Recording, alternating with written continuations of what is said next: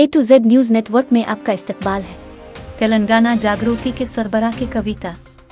T news Telugu. BRS की मलकियत। BRS MLA Madhavaram Krishna Rao और BJP MLA इलेटी Maheshwar Reddy को कानूनी नोटिस जारी किया है और उसके शौहर के खिलाफ झूठे इल्जामात लगाने के लिए एक हफ्ता के अंदर अवामी मुआफ़ी मांगने का मुतालबा किया है। कविता ने BRS लीडरों के जरिए ज़मीनों और झील पर तजावुज़ात के संगीन इल्जामात भी लगाए।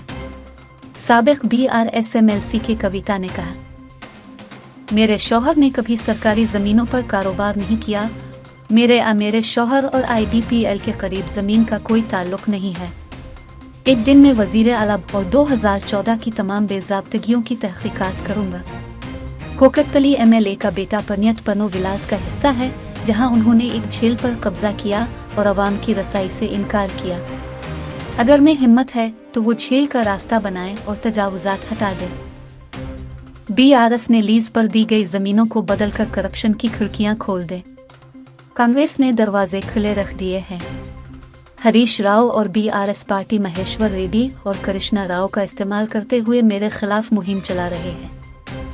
నేను ఏమాత్రం మొహమాటం లేకుండా ఏ పార్టీకి సంబంధం లేకుండా తెలంగాణ బిడ్డగా తెలంగాణ ఆడబిడ్డలకు ఉండేటటువంటి పౌరుషాన్ని ప్రదర్శిస్తూ నాకు వచ్చినటువంటి ప్రతి ఒక్క అంశాన్ని కూడా ప్రజలతో షేర్ చేసుకుంటున్నాను నేను।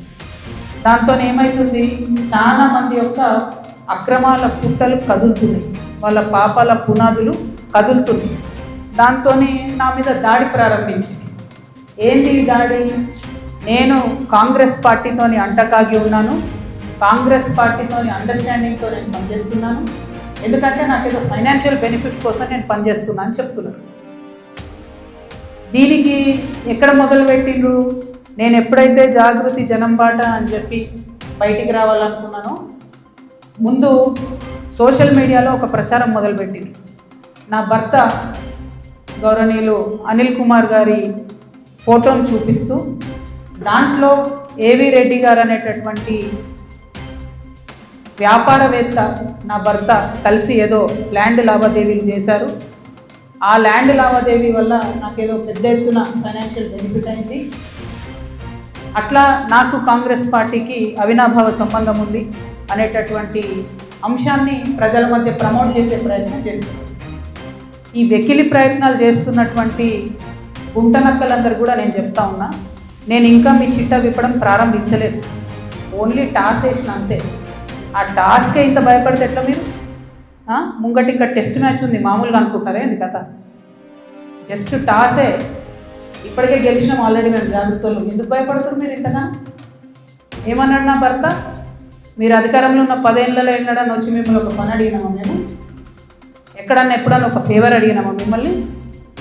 ఒక్క విషయంలో అన్న అవుట్ ఆఫ్ ద వే పోయి ఏ ఒక్క మంత్రితోని కానీ, కేసీఆర్ గారితో కానీ, కేటీఆర్ గారితో కానీ, హరీష్ రావు గారితో కానీ, నా భర్త కానీ, నేను కానీ ఏమన్నా ఫేవర్ తీసుకుని ఉంటే చెప్పండి, దమ్ముంటే చెప్పండి। ఊరుకుంటుంటే తమాషాలు చేస్తున్నారు। మీరు వెకిలి ప్రయత్నాలు మానుకోండి। నేను మీ మీద చేసినటువంటి ఆరోపణలకు మీకు దమ్ముంటే, సిగ్గుంటే, ప్రజాస్వామ్యంలో ప్రజల మధ్యలో ఉండాలనుకుంటే జవాబు చెప్పండి।